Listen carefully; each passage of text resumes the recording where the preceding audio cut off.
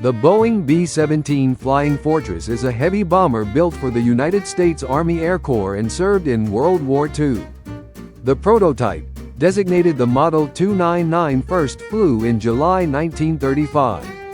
It was entered in a competition to win a contract for a new bomber, and outperformed its opponents. However, the 299 crashed at Wright Field in Dayton, due to the pilot forgetting to unlock the control surfaces prior to takeoff. The crash eliminated the aircraft from the competition and led to the development of checklists to prevent a similar accident.